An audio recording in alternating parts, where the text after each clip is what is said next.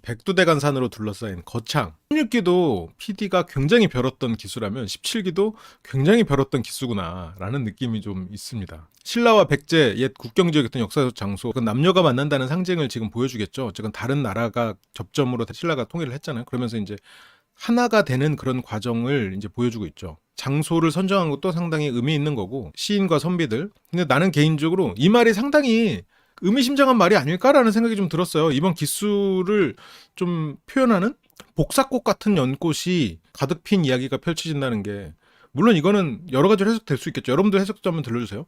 근데 일단 복사꽃이라는 것은 뭐 예를 들어 뭐 박경리 소설이나 그런 우리나라 이런 문학 같은 걸 보면 약간 그런 수줍은, 그리고 약간 뭐 조금 제가 과장해서 표현해서 좀 섹시한 꽃이잖아. 그런데 연꽃은 단정하고 실은 굉장히 고고한 꽃이잖아요. 복숭아꽃, 복숭아꽃.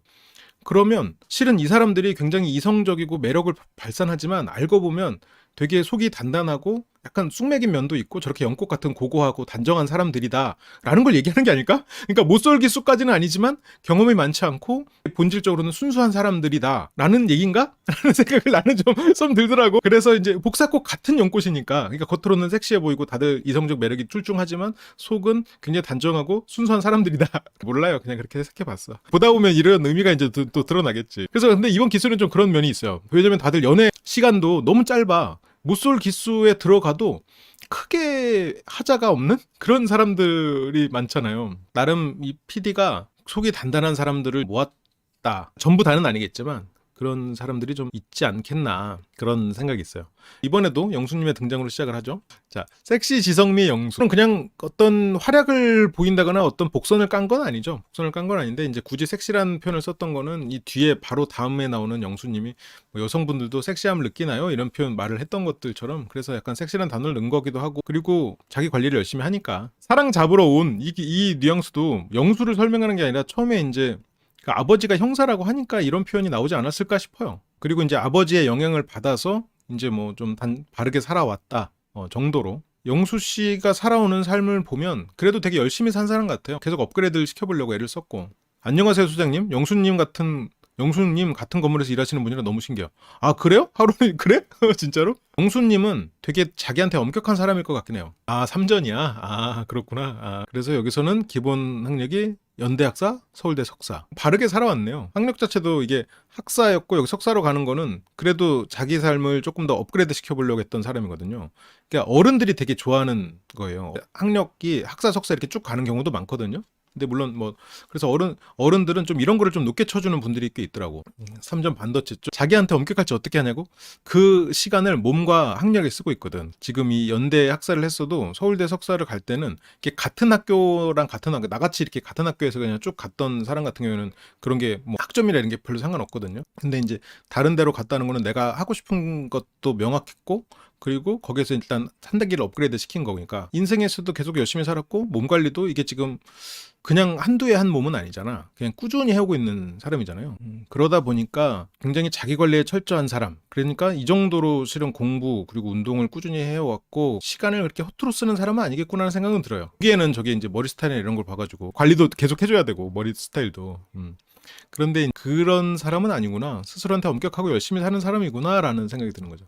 그러니까 이게 약간 굳이 게을러 따지면 하트 시그널의 그 지원 선배보다는 조금 더 노는 걸 좋아할지는 모르지. 사내 연애를 굳이 물어본 이유는 사내에서 인기가 많았겠구나라는 얘기고, 그런 얘기를 했는데 이제 아니, 자기소개서만 보면 어쩐지 모범생 기질이 다분하다.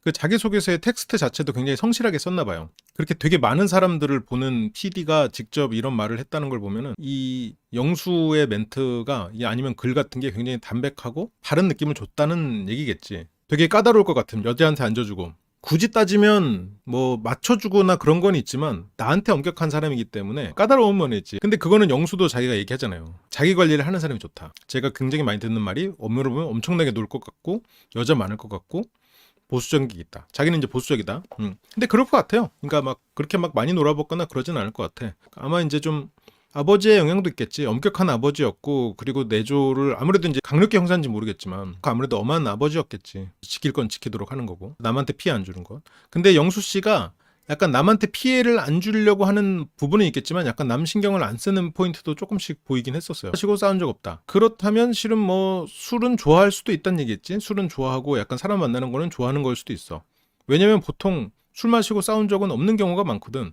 이거는 살짝 좀 걱정되는 포인트긴 한. 저런 예시들은 너무 당연한 것들이라 좀 이상해 보였어요. 좀 그러니까. 그러니까 이제 술 마시고 싸우고 약간 막 그런 좀 거친 친구들도 좀 있었나? 아니면 그 친구들 사이에서 내가 오히려 좀 온화한 느낌, 상대적으로 좀 그랬을 수도 있겠다라는 생각은 들어. 아버지가 형사면 집에 아버지가 안 계실 때가 많은데. 그런가요? 하긴 형사들은 또 그럴 수 있겠죠. 그러니까 이게 영수 씨가 공부도 잘하고 자기 관리도 그렇지만 또 주변에 어울리는 사람들은 영수 씨의 이런 외모와 어울리는 좀 잘 놀고 이제 그런 사람들도 좀 주변의 지인들로 있고, 그리고 자기 관리 엄격한 거에 비해서는 그래도 좀 어떤 경험은 있겠구나라는 생각도 좀 들긴 하죠. 그래서 아버지가 강력계 형사. 강력계 형사구나. 그러면은 좀 세고 자주 오진 않고 내조를 잘하는 어머니겠죠? 조용한 어머니? 혹시 촬영하면서 지내는 게 각방을 써주게 하는지, 남한테 피해를 안 준다는 말이 그런 부분이 있지만 약간 자기 공간을 침범받는 걸 싫어하고 나중에 남출들 쭉 앉아있을 때도 처음에 가방을 밑에다 안 놓고 자기 옆에다 놓고 딱 가운데 앉더라고요. 그런 걸 보면은 그러니까 기본적으로 남을 피해 주지 않기 위해서 주변을 눈치 보고 막 더 이렇게 조심해야지 그런 스타일은 아니야. 그냥 내 영역이 있고 그 영역에 누가 들어오는 거 싫어하고 남 영역에 안 들어가는 약간 그런 정도의 사람이지, 그런 걸 보면은 뭐 막 순둥순둥하고 이렇게 남 눈치 보고 이렇게 좀 그런 사람은 아니지. 독립적이고 개인주의적인 면은 있지만 그게 이제 남한테 피해 안 주고 내 영역 건드리지 않으면 그냥 난 나대로 열심히 사는 그냥 그런 사람인 거지. 영수 씨가 이제 말도 잘하고 또 다정하게 보이고 그러니까 이 사람이 막 뭐든지 다 해줄 것 같다라고 생각하고 영수 씨한테 그런 걸 기대하면 이제 그건 실패. 그건 안 돼. 안 되지 않겠나. 아버지가 엄격하면 자식이 일탈이나 탈선하는 경우가 많더라고요. 특히 종교 지도자들 자녀들이나 기업가들 자녀들. 근데 그 엄격함에 따라서 좀 다른데, 이게 그래도 신뢰가 쌓인 엄격함이나 그 아버지가 존경스러운 상태에서 엄격함은 그거는 굉장히 좋거든요. 그건 난 좋은 케이스가 많다고 생각하는데, 이제 아버지가 엄격한데 아버지가 나한테 너무 많은 기대를 하고 나는 그거를 채울 수 없고, 그래서 아버지는 나를 굉장히 어떻게 보면 부족한 자식으로 나를 보고 있다라고 머릿속에 박혀 있고, 그래서 내가 어떤 문제를 일으키거나 아니면 내가 뭘 잘했을 때 칭찬이 돌아오는 게 아니라 말 그대로 어떤 물질적으로 그래 너 했다 이거나 갖다 사라 약간 이런 식으로 예를 들어서 거래가 맺어지면 그건 굉장히 어떻게 보면 결핍에 시달리고 그게 이제 관심받기 위한 일탈로 시작해서 그게 점점 인생이 일탈이 되는 이제 그런 케이스들이 있죠. 근데 지금 영수주님 같은 경우에는 아버지가 엄격하셨어도 그런 신뢰 같은 부분은 충분히 쌓였을 거라고 봐요. 왜냐면 아버지가 되게 힘들게 살고 열심히 살았고, 그리고 어머니가 그런 부분에 있어서 잘 교육이 되지 않았을까는 싶어요. 그래서 저는 일단은 영수는 이게 말을 잘하는 것 같아도 의외로 그렇게 막 이성 경험이 많을 것 같지는 않습니다. 운동은 매일 하고 일단 자기 자신한테 엄격하고 그 기준값이 높아서 그 연애를 쉽게 할 수 있을 것 같진 않아. 연애를 많이 한다는 건 인기가 많다와 좀 다르거든요. 내가 예를 들어서 연애를 많이 하려면 이별을 많이 해야 되는 거고, 이별을 떠나서 많은 시간을 연애를 한다 그러면 내가 조금 내 기준이 별로 없고 나 좋다는 사람이면 좋거나 아니면 내 근처에 있는 이성이라면 내가 마음에 든다면 그냥 바로 가서 대시하는, 이렇다면 연애를 많이 할 수 있겠지. 그런데 지금 영수 씨는 내 마음에 든다라고 생각하는 사람도 많지 않을 뿐더러, 그리고 상대가 자기 관리가 엄격하지 않으면 그 사람을 멋있다고 생각하지도 않고, 그리고 나 좋다고 와도 이 사람이 어떤 매력적이지 않거나 그렇다면 또 쉽게 마음을 열지 않는, 자기 개인 기준도 높고 그리고 그런 부분도 내 배우자라면 내 애인이라면 하면서 들이대기 때문에 쉽게 그렇게 많은 사람과 연애를 했을 것 같지는 않다라는 생각이 좀 들어요.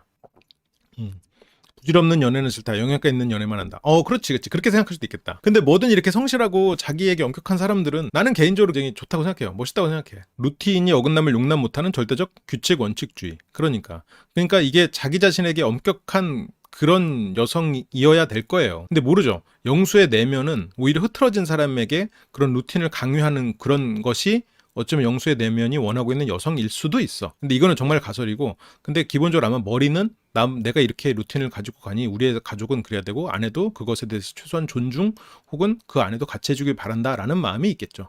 근데 아마 그게 이제 머리로 있겠지. 근데 아마 무의식에는 나는 루틴을 지키고 그 루틴을 예를 들어서 좀 강요할 수 있는 그런 이성이 더 끌리는 상황일 수도 있어요. 그건 좀 봐야지. 근데 그래서 어떤 스타일의 여자가 좋으냐라고 하는 거에도 자신을 가꿀 수 있는 여자, 이거는 영수 씨의 머리가 하는 말이에요. 영수 씨가 정말로 이런 사람한테 끌리는지는 이제 두고 봐야 돼. 실제로 우리가 흔히 말하는 아저씨 아줌마, 그리고 아기에 편향된 삶, 이게 아마도 그냥 그냥 소설을 쓰면 어머니가 가지 못한 삶에 대한 얘기일 수도 있어. 아버지가 강력히 형사였고 어머니가 이제 집에서 혼자서 아이들을 많이 케어를 하셨을 거 아니에요. 그러다 보니까 이제 좀 자기 인생을 못 살았던 모습들이 엄마를 사랑하기 때문에 안타깝게 느껴졌고, 그게 한편으로는 그러지 않은 사람, 그래서 좀 그런 사람을 만나고 싶다라고 생각하지만 무의식적으로는 반대인 사람을 끌리고 있을 수도 있어요. 근데 이건 뭐 나는 솔로 안 해서 증명될 수가 없지 뭐 이런 거는.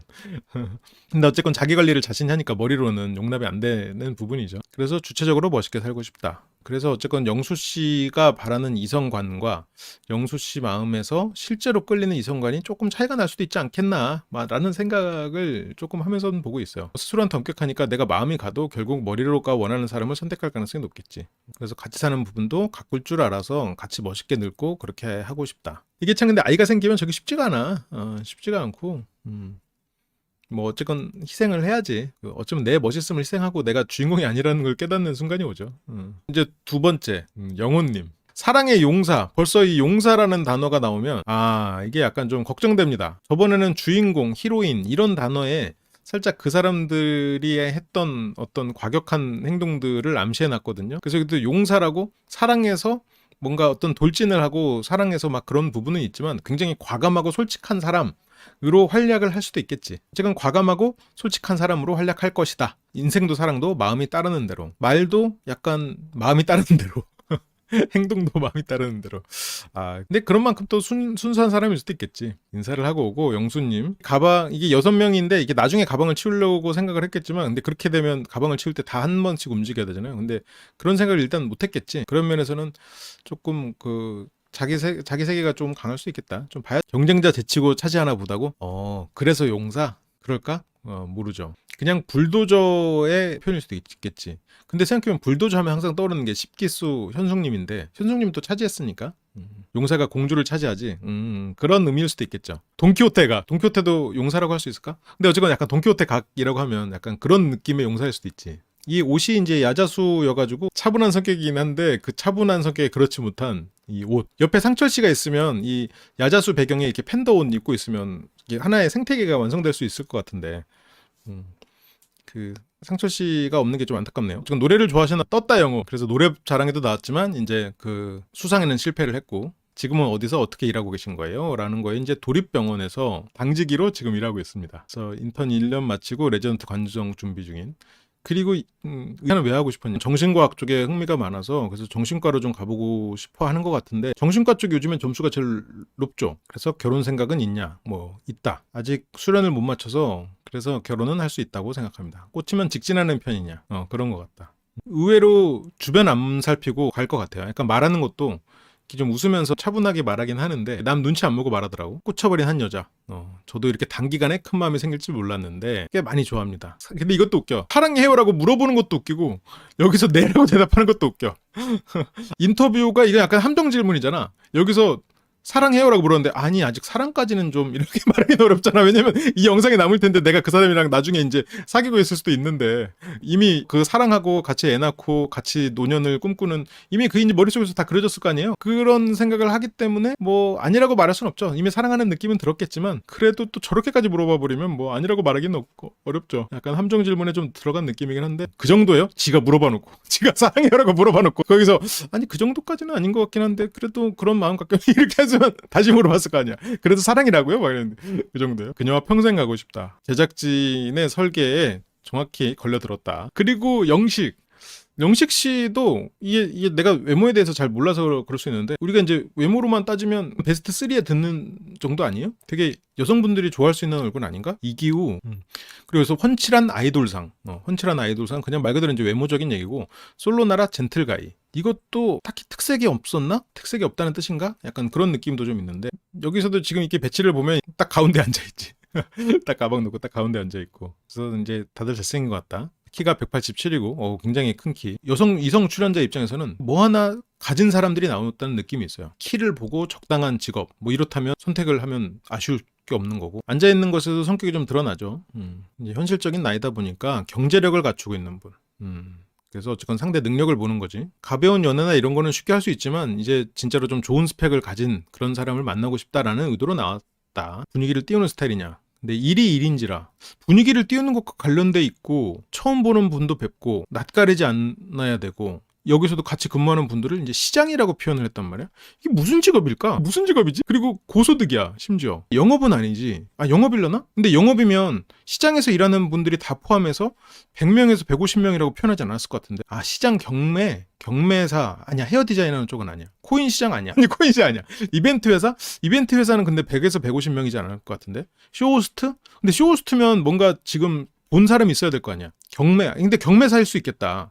뭔가 이게 흔하지 않은 직업일 것 같아. 근데 쇼호스트였다면 이미 얼굴이 알려졌겠지. 어쨌건 뭐 어느 쪽 경매인지는 모르지만 미술품 경매 이런 것도 어울린다 생각해보니까. 금융? 증권회사?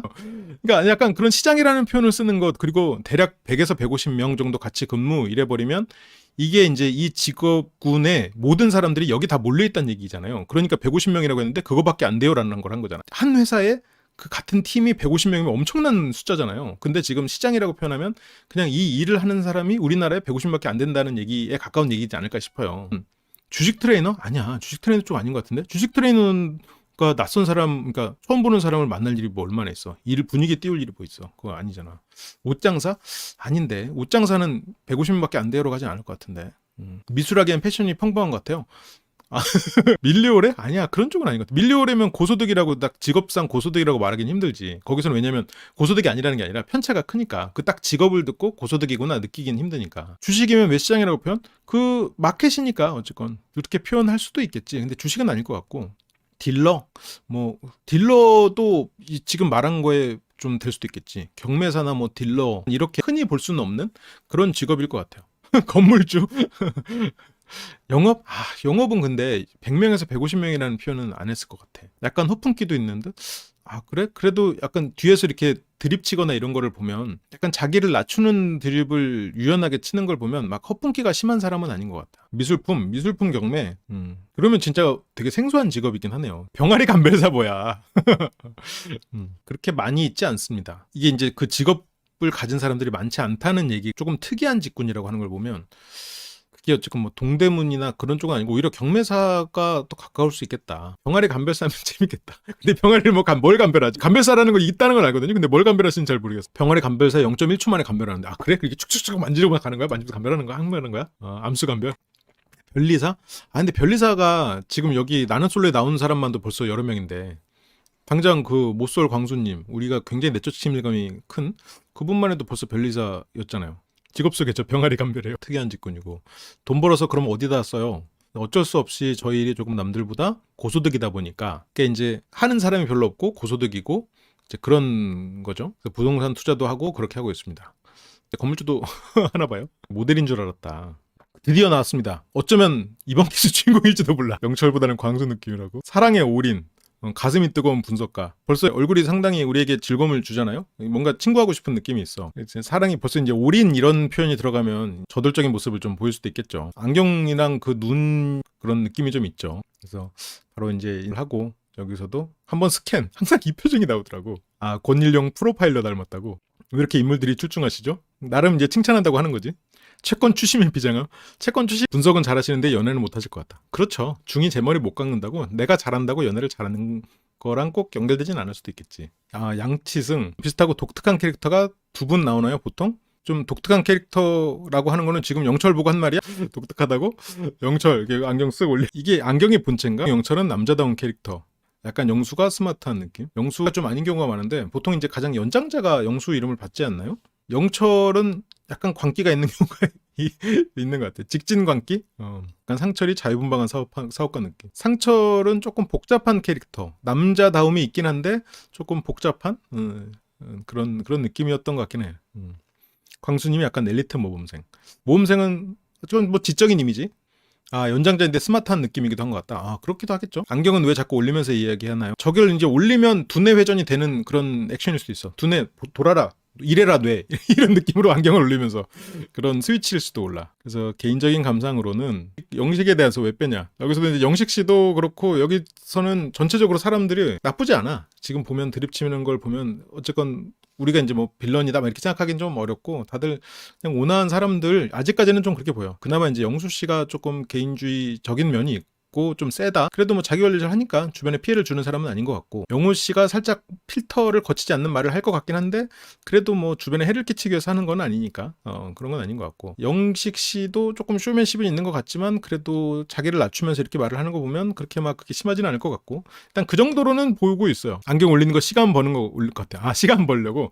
제 생각에는 말이죠. 이러면서 그러는 거. 16기도 초반에는 화기애애했었던 그거. 그렇지. 광수 씨도 주변에 엄청 잘하고 그랬었거든. 따뜻한 말도 많이 하고. 영식님은 하고 안경을 올렸지만 시간 버는 벌었지만 생각하는 데는 실패했다. 뭐랄까, 제 생각엔 좀 이것도 살짝 시간 버는 느낌이죠. 하지만 쩝으로까지 시간을 벌려고 했지만 이제 걸렸어. 이 정도까지 시간을 들였는데도 말을 못하나요? 근데 실은 처음에 떠오른 영식하면 이 시점에서 떠오른 이미지는 이 이후로 우리가 봤던 뭐 16개 영식님이나 이런 캐릭터도 있지만 석닥의 영식님이 굉장히 강하게 남아있을 거 아니에요, 머릿속에. 그래서 뭔가 부정적인 이미지가 떠오르는데 그거를 포장하다가 지금 결국은 말을 못 뱉어낸 게 아닌가 싶어요. 죄송하다 하고. 그래도 사회성이 좋으시네요, 포장하려고 생각한 거니. 그렇죠. 스트레인저의 감자윤님이 사회성이 조금 더 좋고 조금 더 온화한, 조금 한이 덜 맺힌 감자윤의 느낌이 조금 납니다. 그래도 영철 씨 덕분에 분위기가 좋네요. 영식 중에 빌런은 없었는 느낌. 키 크고 마르고. 그리고 지금 보면 영철 씨가 일단 자세 같은 것도 굉장히 단단한 자세나 이런 걸 보여주는데, 기본적으로 정장 입고 인터뷰 왔잖아요. 그러면 이 사람은 사생활에서 취미생활이나 이렇게 사람들이랑 만나고 노는 시간이 많지 않을 거라고는 봐요. 왜냐면 이 정장은 평범하게 입었는데 밖에서 여기 온다고 입었던 그런 옷은 조금 어색한 느낌이 있거든. 바로 이제 명함부터 건네고, 여기서 이제 이 분석 같은 것도 자기가 이길래 스트레인저도 감자윤을 봤었는데 혼자 분석도 해보고 전문직도 넣고 운동하는 사람도 넣고 좀 외모가 출중한 그리고 특이한 괴짜 캐릭터. 자기소개인가요 이건? 새 옷 펼쳐 입은 가로주름도 있더라고요. 아, 그랬구나. 이게 평소의 모습. 근데 이제 그 낯설 온다고 좀 꾸민 모습일 거고, 그 안경이라던가 이제 그런 것들이 이제 오히려 인터뷰를 하고 있죠. 검사 느낌. 모습은 건담 조립할 것 같은 느낌? 누가 정장 입고 건담을 조립해. 형사 프로파일러 쪽. 나이트 영업부장? 아니야. 그런 계열은 아닙니다. 그런 쪽 계열은 아니고 오히려 이렇게 머리로는 굉장히 똑똑하고 스마트한 사람인데 그렇게 자기의 삶의 뭐 일, 공부, 그냥 그런 바른 거에서 크게 벗어나 본 적은 없는 사람 같아요. 모쏠이나 돌싱 40대 정도만 콘셉트가 있고 나머지는 사실 어떻게 보면 좀 랜덤 픽 같은 느낌을 받았는데 이제 어느 정도 컨셉이 있는 거 봐요. 이번엔 컨셉이 연꽃이죠. 연꽃. 복사꽃 같아 보이는 연꽃. 흥신소? 흥신소 쪽은 아닌데, 그런 쪽은. 그냥 그렇게 보일 뿐인 것 같은데. 소장님 느낌도 있는 거예요. 저랑 외모가 그래도 가장 비슷한 계열이 아닌가? 아, 영철이한테 좀 미안한 소리를 하겠네. 미안합니다, 영철님. 병아리, 자꾸 왜 병아리 감별사야. 진짜 이러면 병아리 감별사 한번 뽑아야겠네. 병아리 한번 감별사 한번 나와야겠네. 그쵸. 실제로 심리 분석을 하거나 진짜로 프로파일러면 뭔가를 내가 분석하고 있다는 티를 낼 것 같지는 않아요. 물론 내는 사람도 있겠지. 근데 내가 진짜로 분석을 업으로 하는 사람이라면 그런 걸 입 밖으로 낼 것 같진 않아. 근데 오히려 평소에 이런 분석이나 이런 거를 이렇게 말을 하고 이렇게 물어보는 건 그냥 호기심이 많고 머릿속으로 그냥 분석 자체를 취미로 하는 약간 그런 사람이지 않을까 싶어요. 근데 나는 솔로도 이렇게 굉장히 취미로 갖고 있네요. 말 그대로 일하고 집에 와서 또 이런 프로 보고 이런 거가 좋은 거지. 막 오히려 막 친구들 만나고 막 소개팅하고 놀고 이제 이런 거는 잘 못 해본 사람이야. 어떻게 보면 되게 순수한 사람이지. 좀 보진 않았지만 이렇게 이제 사진으로만 봐도 그냥 나는 솔로 그 역대급 가장 그 미인 분들을 모아서 말씀을 하시는 것 같아요. 티내고 싶고 말하고 싶은 거 어떻게 참아야 하나요? 그냥 안 해야지 뭐. 그냥 내가 이걸 티낸다고 해서 나한테 도움이 안 된다는 거를 알면 티를 점점 안 내게 돼요. 한 번 안 내면 또 안 내게 되고. 경험상 화려할수록 추구하는 성향과는 거리가 멀었던. 그러니까 내가 추구하는 성향은 조금 수수하고 그렇게 좀 진실된 사람을 원한다. 방금 봤던 그런 분들이 진실되지 않았다는 게 아니라 경험상 화려할수록 조금 내면이 단단하고 진실한 사람은 없었다. 뭐 그런 얘기를 하는 거죠. 외모 화려한 분들이 성격만 맞으면 되겠네요. 이게 살짝 돌려가기 느낌이 있어. 뭐 다 가지려고 그래? 약간 이런 느낌이 있는데 하하. 지금 저 돌려가시나요? 하하하. 현실적인 면보다 가슴이 뛰어야 한다. 자기의 가슴이 뛰어야 한다고 하지만, 그러니까 이게 결국 헛똑똑이야. 머리로는 계속 그런 분석을 하고 사람들 이렇게 해가지고 딱 그렇게 하지만 정작 자신은 분석을 뛰어넘는 가슴이 뛰는 걸로 행동하니까 한편으로는 그게 영철의 매력일 수 있겠지. 영철 자체를 흥미롭고 재밌는 사람으로 만들어내는 결과일 수도 있죠. 약간 허술한 부분이 있는 분석가니까. 저것이 바로 찐따 마인드.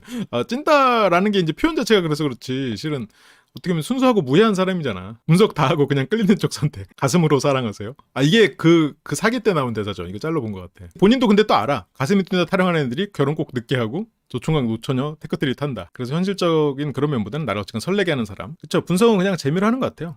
그리고 이 영철님이 살짝 좀 촌스러운 면이 있긴 한데 그게 또 영철님의 여러 가지랑 조금 시너지가 나면서 재밌는 사람이에요. 이 노래가 이 건진 몰랐는데 이렇게 쇼츠에 가끔 배경음악으로 나오는 노래더라고요. 최근에 굉장히 유행하는 노래죠. 그런데 그 노래에서 나온 사람이 이렇게 수수하다니. 노래 취향에 비해 단정하고 수수한 느낌. 이분도 어떻게 보면 영혼 자체가 상당히 좀 자유롭다고 해야 될까? 아니면 자유로운 것을 이제라서 좀 늦바람이 분 걸까? 자유롭고 싶었는데 그 자아를 찾지 못하고 계속해서 좀 열심히 살다 보니까 이제 와서 좀 뭔가를 해보고 싶어하는 사람일까? 그거는 좀 봐야 되지만 핑크머리로 안 나와서 천만다행. 그렇죠. 살도 조금 빠진 것 같죠? 인터뷰보다는. 근데 그 구광수님도 그렇고 이번에 영호님이나 이번에 광수님도 내가 의사로서 이렇게 전형적인 의사로서 보여지는 것을 상당히 경계하는 것 같죠. 그런 부분이 있는 것 같아. 그러니까 의사가 주는 이미지가 어쨌든 우리 사회의 엘리트라는 이미지도 있지만 그냥 사랑 없이 누군가를 만나야 되는 그냥 조건으로만 나를 사랑해 줄 것 같은 그래서 조금 더 나를 드러내고 싶은 부분도 연애 시장에서는 그런 두려움이 있을 것 같아. 누군가가 내가 아닌 나의 의사 가운만을 좋아하면 어떡하지? 라는 두려움. 그런 것 때문에 오히려 더 자신을 어필하고 싶어하는 그치 내 조건 빼고 나를 사랑해 줄 사람을 찾을 수 있을까? 라는 두려움. 아무리 그래도 머리에 핑크 가방은 너무하죠. 그건 그렇죠. 핑크가 뭐 아무리 남자의 색이라고 하더라도 조건 없는 사랑이라는 게 있을까? 물론 없죠. 없지만 내가 의사가 아니어도 나를 사랑해줄 사람을 찾고 싶어 라는 생각은 할 것 같아. 예를 들어서 어느 순간 의사 일을 못하게 됐을 때도 이 사람이 내 곁에 있을까라고 생각하면 이 사람이 내가 의사를 그만두면 이 사람이 나를 떠난다고 생각하면은 한편으로는 나한테 원동력이 될 수도 있지만 또 한편은 슬픈 일이잖아. 의사 가운 아무 생각 없는데 왜 오타쿠처럼 하고 그렇지. 그렇게는 너무 간 거긴 한데 약간 자기를 더 표현하고 오히려 그렇게 안 보이고 싶어하는 쪽으로 나온 게 아닌가. 그리고 이 공부를 하면서도 이런 게 또 터져 나올 수도 있겠지. 근데 한편으로는 지금 광수 씨의 행보를 보면 최소한 그건 있는 것 같아. 과거에 광수 씨가 의사가 되기까지의 부모님은 안 그랬을 수도 있는데 최소한 지금의 광수의 부모님은 광수 씨를 둘 중에 하나야. 이미 네가 뭔가를 이뤘으니까 포기했거나 아니면 그냥 광수를 그냥 있는 그대로 봐주는 그래도 좀 심리적으로 여유가 있는 부모 둘 중에 하나겠지. 지금 현재로서는. 과거에는 그렇지 못했을지 모르지만. 그래서 광수 씨가 자기의 삶을 선택하고 그런 자기의 시간들을 활용할 수 있는 게 아닌가 싶어요. 그래서 실은 광수 같은 사람들은 좀 물론 이미 성공했지만 대기만성형이지 정서적으로 좀 성장은 더디지고 철이 늦게 들지만 그만큼 더 성숙해지고 더 좋은 사람이 될 가능성이 있는 사람이지 않을까 싶어요. 그냥 내가 이것도 그냥 가설이야. 간이식을 한 사람은 또 처음이네 생각해보면. 그거에 관심 있다는 게 상당히 흥미롭죠. 그런 사람이 별로 없는데 뭔가 더 경험을 하면서 계속해서 얻고 배워가는 사람이니까 그러지 않을까 싶어요. 지금도 어쨌건 자기가 할 일은 해놓은 상태에서 계속해서 어떤 경험으로 스스로를 채우려고 하는 아니면 과거에 내가 자아를 찾지 못했던 거에 어떤 반동 효과일 수도 있어. 둘 중에 하나야. 어느 쪽일지 모르겠어요. 좀 봐야 돼. 쇼츠의 예전작 남자분 인터뷰도 비슷한 내용이 나오더라고요. 내 껍데기 말고 나를 봐줄 수 있는 사람을 찾고 싶다. 그런 두려움이 있을 것 같아요. 이런 전문직 분들은 특히나 이제 결혼을 위해서 또 만나는 사람들은 근데 물론 조건 없이 볼 수는 없죠. 사람이 이 사람의 조건도 어쨌건 이 사람이 살아온 결과니까 당연히 보지만 그럼에도 불구하고 뭐 사랑이 시작됐다면 이 사람을 또 믿고 가는 거지. 근데 이제 그거를 두려워할 수는 있는 거고. 사전 인터뷰 때랑 좀 많이 달라졌어요. 이 얘기가 나올 때까지만 해도 이 사람이 핑크머리를 하고 왔을 거라고는 상상도 못했지. 부모님은 어릴 때부터 자유롭게 키우셨다 해도 꾸밀 거 다 꾸며본 성인 남자가 핑크머리는 안 할 것 같고 여태 부모님 뜻대로 크다가 풀어져서 하고 싶은 대로 다 해본다고 해도 핑크머리는 너무 과감한 것 같고 근데 저 정도 할 정도면 약간 자기 주장이 센 거긴 하지. 치열한 삶에 대한 스스로의 보상, 고집은 상당할 듯. 그렇지. 근데 그게 어쨌건 자기가 스스로 자기한테 물론 이게 부질없는 짓이지 머리를 뭐 핑크색이면 뭐하고 뭐 검은색이면 뭐하겠어. 근데 어쨌건 그걸로 자기가 어쨌건 스스로에게 보상을 준다는 측면에서는 자기가 선택해서 하는 일이니까 그렇다고 핑크머리 염색이 좋다는 뜻은 아니에요. 머리끼리 좋지 않습니다. 나중에 후회해요. 머리 빠져요. 외모로 조금 튀기보다는 저를 보여주는 게 나을 것 같다고 주변 친구들이 많이 말려서 주변에 그래도 좋은 사람들이 많군요. 여기 이제 오디오를 떠올릴 때는 눈이 이쪽으로 가죠. 가로로. 이렇게 하고 형광봉 같은 거 들고 마츠네 미쿠? 거기 콘서트 가면 딱 어울리지 않을까 싶은 느낌이 있는데 튀는 모습보다 자기 자신을 보여주는 게 낫다는 건 원래 핑크를 안 한다는 거네요. 자기 자신의 원래 모습, 자연스러운 모습을 보여주고 싶다라는 것 같아요. 원래 이제 핑크 머리뿐만 아니라 보니까 여러 가지 염색을 계속 하는 거긴 하더라고요. 난 저 머리로 회사 가라 그러면 그냥 아프고 말겠어.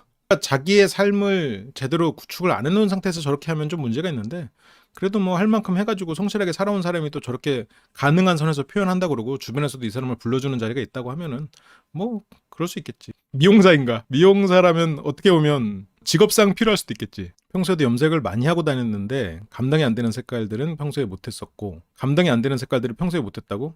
대체 핑크머리가 감당이 되는데 감당이 안 되는 색깔은 대체 뭐지? 그러니까 지금은 자유로운 시기에 있기 때문에 지금은 좀 감당이 안 되는 색깔도 한다는 거지. 해보고 싶은 거 다 해본다. 그래도 하고 싶은 거 하면서 살아야 된다고 생각해요. 피해 안 주는 선에서. 남 눈치 보면 눈치 보는 삶밖에 못 사니까. 그러니까 그런 면에서는 상당히 멋있는 거야. 멋있는 거지. 그러니까 남 눈치를 안 보도록 교육이 된 거겠죠. 너무 억압된 거에 반동이라면 나올 수 없는 여유로움은 좀 있는 것 같아. 이 사람은 열심히는 살되 네가 해보고 싶은 거 하면서 살아라고 교육된 사람이 아닐까? 그래도 뭔가 이렇게 자아를 찾아가고 스스로가 좀 자기를 발견해 나가는 삶을 그래도 어떤 배가 침몰하지 않는 선에서 배 위에서 이것저것 다 해보는 그런 삶을 살고 있는 사람이 아닌가 싶어요. 성격 자체는 좋아 보여. 이걸 보면은 이상한 사람일 것 같긴 하거든요. 나도 그런 인상은 들어. 그런 편견이 생길 수 있지. 생길 수밖에 없죠.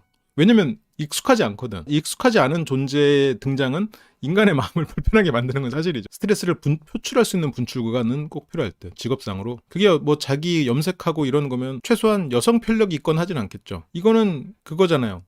약간 이성의 관심을 막는 방패 같은 느낌이라고 할까? 그런 거를 하면은 네, 그렇죠. 이런 친구 한 명 있으면 재밌을 것 같아요. 그럼. 그러니까 주변에 있으면은 이 친구가 이렇게 하면서 막 주변에 패기치고 막 이상한 짓 하는 사람 아니거든. 실은 그 홍대에는 이런 친구들이 많습니다. 의외로.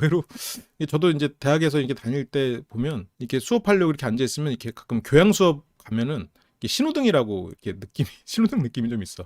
빨간색, 파란색 막 해가지고 그때 이제 고등학교 때 공부만 하다가 이제 대학 와가지고 자꾸 이렇게 그게 터져 나오는 거지. 이게 자유롭게 내가 할 수 있을 때 막 그렇게 터져 나와서 의사 생활을 하면서 이러는 게 신기한 거지. 저번 정신과면 환자들이 핑크머리 보면 정신적으로 자연 치유될 듯. 내가 힘든 건 힘든 게 아니었어.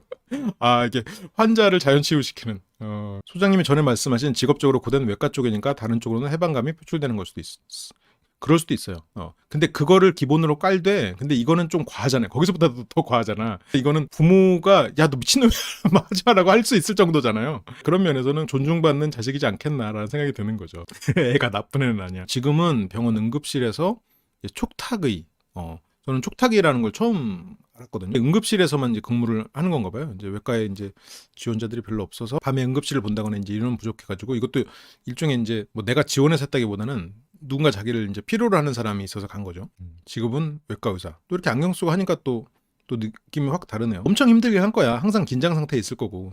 심지어 이제 응급실이고 반전 간이식, 간이식을 하는 분야에 관심이 있어서 이거는 뭘까? 뭐 여러 가지가 있겠지만 간이 안 좋았던 가족의 영향이 있을 수도 있겠죠. 간이식 그쪽을 잘하는 병원에 가서 다시 배우려고 하는 과정에 교수님부터 촉닭의 위촉.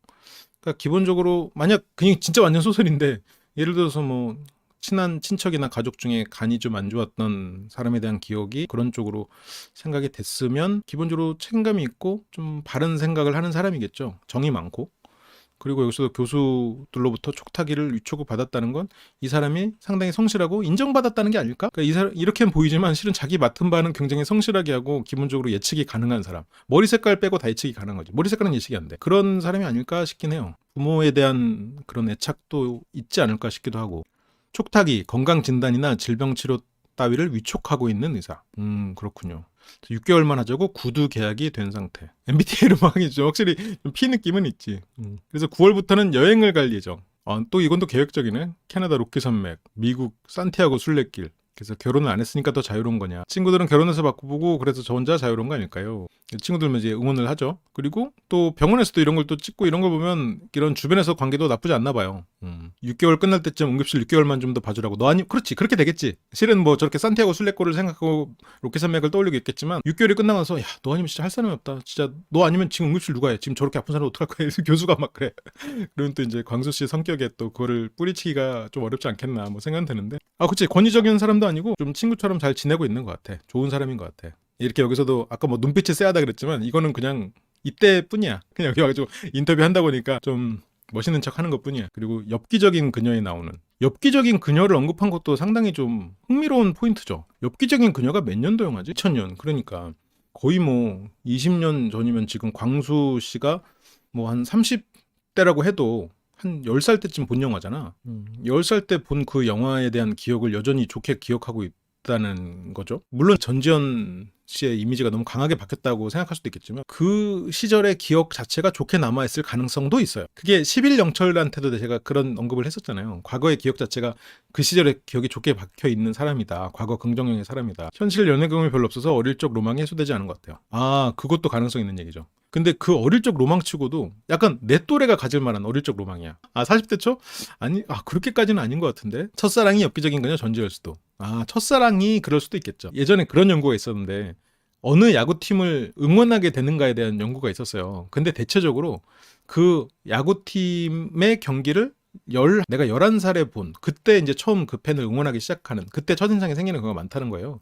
근데 이제 그게 결국 아버지가 아들을 데리고 야구장에 가서 그 팀을 응원하게 됐을 때 이제 그러니까 그게 이제 뭐랑 연결되냐면 그때 첫 경기를 가서 본 것도 아니고 그때 이 팀의 우승이나 그런 승리를 본 거야. 그게 이제 평생 기억으로 남아서 이제 그 팀을 응원하게 된다. 이제 그런 게 있었는데 뭐 혼자 보진 않았을 거 아니야. 부모랑 같이 봤나? 어쨌건 그때 그 첫 인상이 남아 있는 그런 걸 수도 있겠죠. 엽기적인 그녀에서의 캐릭터를 언급하신 걸 보면 연애 경험이 많지는 않아 보일 것 같은 느낌. 그렇습니다. 맞아. 엽기적인 그녀의 모습은 3, 40대가 추구하는 연애의 모습은 아니야. 지금 그런 연애를 하고 싶다. 그러니까 확실히 그 엽기적인 그녀의 그 모습들이 거기서도 막 교복 입고 데이트를 하는 장면도 있고 막 발랄하고 막 톡톡 튀고 일상에서 벗어난 약간 일탈에 가까운 연애하는 모습들이 나오잖아요. 그러니까 광수는 그런 삶을 동경하지만 의사가 되기까지의 삶을 굉장히 성실하게만 살아왔잖아요. 자기의 욕망을 분출하지 못했잖아. 그래서 지금은 선을 넘지 않는 어쨌든 내가 살아온 길을 벗어나지 않는 선에서 자기의 자유를 쫓고 있지. 연애도 좀 그렇게 하고 싶은 것 같아. 그러니까 내가 어린 시절에 고등학교 때 연애를 안 해본 사람은 그렇다는 얘기는 아니에요. 예를 들어서 뭐 교복 입은 사람에 대해서 로망이 있을 수도 있겠지. 교복 입은 그 나이대를 좋아한다는 게 아니고 연애 횟수 5회 미만일 듯. 저도 그럴 것 같아요. 연애 횟수가 많을 것 같진 않아. 이번에 나오신 분들 전체적으로 출연자분들이 연애 경험이 많지 않은 분들이에요. 거의 그냥 모쏠 특집의 약간 세미 모쏠 특집 같은 느낌이 좀 있어. 그게 복사꽃 같은 연꽃이라는 표현으로도 암시하고 있는 게 아닌가라고 저는 생각이 좀 들거든요. 이분 광수뿐만이 아니라 다른 분들도 마찬가지야. 전체로 연애 기수가 굉장히 적은 사람들이야. 그래서 놀이동산 가서 교복 입자고 하면 다 할 수 있음. 교복을 입자고 안 할 것 같은데. 근데 참 그거 있더라. 롯데월드 가면은 그 교복 대여점이 있어요. 맞아. 항상 그 입고 초입에 있어. 저걸 누가 교복을 대여까지 해서 입나? 그런데 되게 많이 입고 다녀 보면. 롯데월드 그 입고 딱 들어가면 바로 있습니다. 그래서 철이 안 들어서라고. 본인도 알고 있죠. 근데 철이 늦게 드는 만큼 그만큼 더 인격적으로 더 넓게 단단하게 성숙되는 사람이겠죠. 대기만성이라는 게 이제 좀 떠올랐어요. 독특한 알맹이를 가진 남자. 진짜 외모만 보면 그냥 되게 순박해요. 평범한 외모야. 그래서 이제 영철 씨의 빛나는 또 분석이 나오죠. 몇 개인지 모르죠. 띠디디 착 스위치 스위치 눌렀어. 내가 필요한 시점인가? 스위치 띵. 추정은 17기. 근거도 확실해. 15기까지 이제 보고 나오셨나 봐요. 15기가 이제 얼추 재킷을 입었다. 3, 4월에 찍었다. 정확한 얘기죠. 분석은 정확해. 보통 이렇게 남일 분석하는 분들이 자기를 못 깎으니까 이제 아마 이제 그런 갭에서도 우리가 좀 재미를 느낄 수 있겠지. 그래서 분석하는 거 되게 좋아하는 탐정마냥 안경이 살짝 놀리는 것 같지만 또 영철 씨가 성격이 좋고 이러니까 이런 게 가능하겠지. 조만간 마취총. 다들 코난은 아시나 봐요. 유명한 형사. 애널리스트나 프로파일러 쪽은 아닐 것 같아요. 오히려 그런 쪽은 아닌 것 같아. 그리고 등장한 게 누구죠? 이번 기수에 상당히 또 흥미로운 캐릭터일 것 같은 상철 씨군요. 상철 씨의 등장으로 일단 기본적으로는 굉장히 사회성 있고 성격이 좋은 사람이에요. 주변을 맞추려고 하고 있고 그런 게 이제 그 안에는 저렇게 성격이 좋고 그런 게 저게 100%는 아닐 거란 말이죠. 그러면 그 반동으로는 그런 것들 수면 아래는 뭐가 있을지를 봐야 돼. 이 사람이 강한 교육으로 있었을지 여기서는 뭐 누나들과 그리고 어머니가 아프신 거 이런 걸 통해서 어떤 스스로가 좀 바르게 살아야겠다라는 밝게 살아야겠다라는 쪽으로 있었을지 그건 좀 봐야죠. 이렇게 이제 밝은 사람은 어떤 인내심이 강한 사람이거나 아니면 오히려 성격이 전혀 밝지 않은 사람이거나 아니면 그냥 밝은 사람이거나 그럴 가능성이 다 있거든요. 그래서 좀 봐야 돼요. 근데 이게 상철 씨는 이제 이것저것 다 하고 싶은 것도 해봤지만 어머니가 아픈 거를 보고 딱 그 바로 안정적인 일을 선택했고 이런 걸 보면은 기본적으로 생각이 얕고 그냥 막 밝기만 한 그런 사람은 아닐 것 같긴 해요. 생각이 깊고 그리고 좀 고생을 해본 사람이다라고 하면 그래도 어떻게 보면 저런 게 인격적으로 좀 좋은 사람이라 나오는 걸 수도 있겠지. 근데 또 이게 누나들이 많다 보니까 그냥 훈련된 걸 수도 있어. 누나들의 그 구박을 통해서 착한 동생으로 훈련받은 걸 수도 있지. 밝은 사람한테 거부감이 드는 건 어떤 심리냐고? 저 밝은 게 진실이 아닐까 하는 두려움일지 않을까 싶어요. 생존형 밝음. 누나들에게서 살아남기 위한 생존형 밝음. 인터뷰에서 마이너스 요소가 너무 많았다. 근데 여기서 이제 이런 것들도 상당히 밝고 주변을 맞추려고 하고 있죠. 광수도 그냥 긴장해서 그럴 수도 있겠지만 약간 좀 이렇게 바르게 하고 있지. 주변에 이렇게 좀 피해를 끼치지 않으려는. 이게 주변에 피해를 끼치지 않으려는 사람의 자세는 보통 이런 정도로 나오지. 영수는 아니잖아. 그래서 굉장히 어쨌건 밝고 주변 분위기를 잘 맞추는 눈치도 빠르고 정도 있는 사람이 아니겠나라고는 일단 보고는 있어요. 오늘 너무 행복합니다. 근데 좀 과해. 봐야죠 이제. 저 이제 과함을 과연 이제 가혹한 솔로 나라에서 저걸 언제까지 유지할 수 있을지. 과한 밝음이 걷어졌을 때 이 사람이 이제 본질적으로도 선한 사람인지 어떤 지금까지는 굉장히 호감형이야. 일단 TV로만 봤던 것들을 내가 갔을 때 어떻게 할까 생각만 했는데 그런 상황이 주어졌고 짝을 찾을 수 있을 것 같다. 그래서 장사를 해봤냐 이것저것 해보고 싶은 게 너무 많아서 라운지바 운영도 해보고 취업 그러다가 근데 취업은 갑자기 아니고 어머니가 아프셔서 이제 항상 열심히 일했던 거지. 그래서 우리 꺼줘야 된다. 어머니와는 애착이 굉장히 강하고 귀염받는 막내 아들이었겠죠.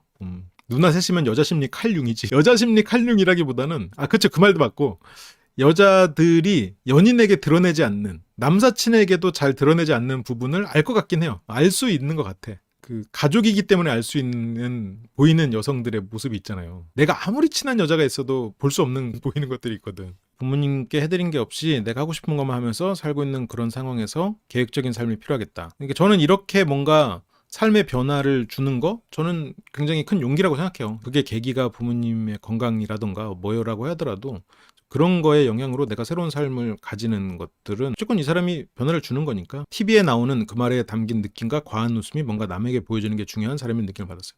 남에게 보여지는 게 중요한 사람인데 좀 비슷할 것 같긴 한데 이게 형제들이 많고 그 안에서 아무리 엄마의 사랑을 받았다고 쳐도 엄마의 사랑을 받았어도 누나들이 보기에는 질투의 대상이야. 부모의 사랑을 얘가 독차지한다는 생각 때문에 누나들한테는 질투의 대상이라고. 거기서 눈치가 없으면 엄마 없을 때 괴롭힘을 엄청 당하겠지. 애 입장에서 생각해보면. 그러면 여기서 생존하기 위해서는 누나들의 눈치를 보면서 누나들한테 비율을 또 잘 맞춰야 돼. 그게 이제 누나들이 나쁜 존재라서 그런 게 아니라 그냥 누나들도 그때는 애들이었기 때문이야. 애들은 원래 그래요. 애들은 원래 성숙하지 못하잖아. 애들 입장에서는 당연히 질투를 했겠지. 엄마 없을 때 누나 셋이서 그렇게 된단 말이에요. 그러니까 거기서는 당연히 눈치가 빨라질 수밖에 없고 거기서도 내가 좋은 모습을 내가 좀 싫어도 좋은 척하고 이 사람에게 비율을 맞추고 그럴 수밖에 없었을 거란 말이에요. 기본적으로 해서 눈치도 빠르고 사람에 대한 그런 것도 있을 거야. 자기 자신 인내심도 강하고 그렇게 되지 않았을까 뭐 그런 생각이 들긴 들어요. 그러다 보니까 조금 여기서도 좀 남한테 보여지는 게 중요하다기보다는 그냥 기본적으로 좋게 보여지는 거 눈치 보는 거 이런 게 좀 몸에 배인 거지. 저희는 그건 남동생 의견도 들어봐야 돼요. 남동생이 왕이기 때문에 누나들이 질투하는 거야. 그게 질투가 나쁘다고 생각하지 말고 원래는 이게 당연히 나 말고 더 사랑받는 존재가 있으면 당연히 좀 그런 마음이 들죠. 특히나 어린이라면 어린이 입장에서는 잘 웃는다는 건 그냥 그 사람 성향일 수도 있지 않을까요? 그럼요. 그냥 성향일 수도 있지. 이것도 그냥 하나 가설이지. 저희 엄마랑 외가 식구들 웃상에 리액션도 좋고 잘 웃는데 의도해서 그런 건 아니에요. 그러니까 이게 의도해서가 아닐 수도 있고 그냥 몸에 배인 걸 수도 있겠지. 누나들한테도 잘 보여야 내 인생이 편하다는 거는 이제 깨닫게 되죠. 누나가 하나도 아니고 셋인데 누나가 세 명인 걸 뭐 속일 수는 없잖아. 그리고 늦둥이야. 심지어 늦둥이고 첫째 누나는 띠동갑 차이고.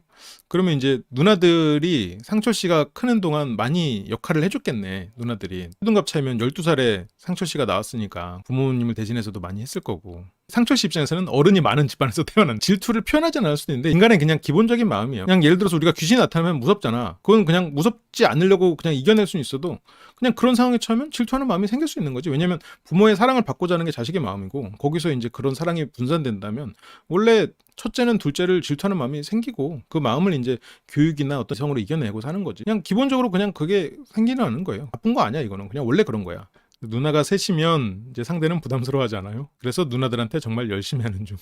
둘째가 첫째 질투하는 거 아니에요? 누가 그런 표현을 쓰더라고. 첫째 입장에서 어느 날 집에 둘째가 딱 생겨나고 그 경험이 배우자 입장에서 내 아내가 혹은 내 남편이 나 말고 다른 배우자를 집에 들이는 느낌이라고 누가 그런 비유를 하더라고. 첫째가 둘째를 질투하는 게 훨씬 더 큰 마음이에요. 둘째는 처음부터 첫째가 있는 존재고 첫째는 갑자기 어느 날 얘가 태어나가지고 받던 사랑을 얘한테 분산되는 느낌이니까 내가 가지고 있던 걸 상실하는 느낌을 첫째는 느끼는 거고 둘째는 경쟁에서부터 시작했으니까 심리적인 타격은 첫째가 받는 게 실은 더 크죠. 근데 이건 그냥 그럴 수 있다는 거지 모든 사람이 그렇다는 건 아니에요. 왜냐면 그건 상실의 마음이니까. 내가 온전히 받던 거를 얘가 받는다고 생각하면 당연히 그 부분에서 상실이 느껴지고 그 상실의 마음의 규정을 질투라고 생각하는 게 가장 가까운 감정이죠. 질투가. 누나들한테는 정말 열심히 하는 중이고 참 누나들한테 가방을 하나씩 사주고 싶어서 누나들한테 가방을 사줬다고? 약간 공부 여신님 감사합니다. LBC 멤버십 5개를 또 선물해 주셨네요. 고맙습니다. 지금 공부 여신님이 선물해 주신 거예요. 멤버십을. 그래서 한 달간 이게 그 멤버십을 통해서 활동을 하실 수가 있는 거죠. 고맙습니다. 그 멤버십을 선물하는 기능이 있더라고요. 저번에도 선물했죠. 벌써 지금 이거 3번째, 4번째. 산타네요, 산타 완전. 고맙습니다. 꼭 해보고 싶었던 옥탑방 생활을 하고 있고 이게 이제 옥탑방 생활을 꼭 해보고 자취 로망이 있고 이거 실은 누나들에게 좀 시달렸다는 결과가 아닐까? 아니겠죠. 이게 누나들하고 친하니까 가방도 선물해주고 이제 그런 겠죠. 혼자 있는 취미잖아. 지금 보면 캠핑, 낚시 이런 게 실제로 상철님이 사람들을 만나서 재밌고 막 유쾌하고 이렇게 말하는 걸 애초에 좋아하는 사람이기보다는 저기에 에너지를 지금 쓰고 있는 사람이야. 그러면 지금 저게 누나들을 통해서 아니면 어떤 사회생활을 통해서 열심히 좋은 사람, 어떻게 보면 남을 배려하는 사람인 거지. 남을 배려하는 게 몸에 밴 사람일 가능성이 있는 거죠. 그리고 이걸 통해서 에너지를 쏟고 있고 근데 그렇게 또 남을 배려하고 에너지를 쏟고 있기 때문에 이 솔로 나라 안에서 저 에너지가 떨어졌을 때 과연 상철이 어떤 모습을 보일까 그게 좀 걱정되는 거지. 근데 기본적으로 좋은 사람이야. 저 에너지만 유지할 수 있으면 어쨌건 남을 배려하고 그런 사람이지. 그리고 마음속에 어떤 뭐 슬픔이나 좀 억압도 있긴 하겠지만 그거는 뭐 스스로가 좀 풀 수 있는 나이겠지 이젠. 저는 이름 상관없이 꼭 나오고 싶었다. 이거 출연하면 나 자신을 돌아보는 시간을 갖는다. 약간 착한 애의 컴플렉스가 존재할 가능성이 있는 그런 멘트들이 슬쩍슬쩍 보이긴 하죠. 짝을 찾으러 나온 게 아니라 나를 돌아보려고. 여기서 지금 영수는 개인주의적인 면이 있잖아요. 그리고 자기 인생에서 엄격한 사람이고 대신에 옳은 일을 하기 위해서 하는 게 아니라 자기가 좋은 일을 위해서 자기에 위해서 자기에 집중하는 사람이잖아요. 그래서 어떻게 보면 좀 이기적인 사람으로 보일 수도 있지. 하지만 자기를 위해서 살아.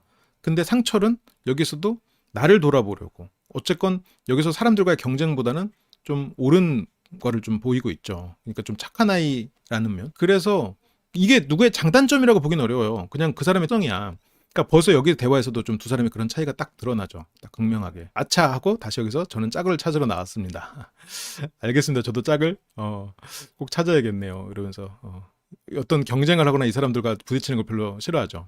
근데 이게 또 자기 일에 집중하고 그러니까 개인주의적인 면이 있어도 손해보지 않는 그런 사람이잖아요. 어떻게 보면. 이런 사람을 배우자로 선호하는 사람도 굉장히 많아요. 남한테 피해를 진짜로 안 주는 사람은 광수처럼 앉아있죠. 보통. 상철 입장에서는 이게 일종의 그거야. 그 해병대 캠프 온 것 같은 느낌이야. 왜냐면 상철은 이미 사람들을 대하고 좋은 모습, 착한 아이의 모습을 유지하는 데 에너지를 엄청 쓰고 있거든. 근데 여기 나와서는 그 에너지를 다 소진할 때까지 뭔가 그 모습을 유지해야 되잖아요. 그래서 이게 상철을 한 번 더 키우는 데 도움을 주긴 하겠지. 그래서 어쨌건 저는 상철 씨가 기대됩니다. 상철 씨가 분명히 이 사람은 남을 배려하는 사람 같거든요. 좋은 사람일 것 같아. 근데 어떤 입체적인 모습을 보일 수도 있겠다는 생각이 들어. 남자 출연자들이 끝났죠?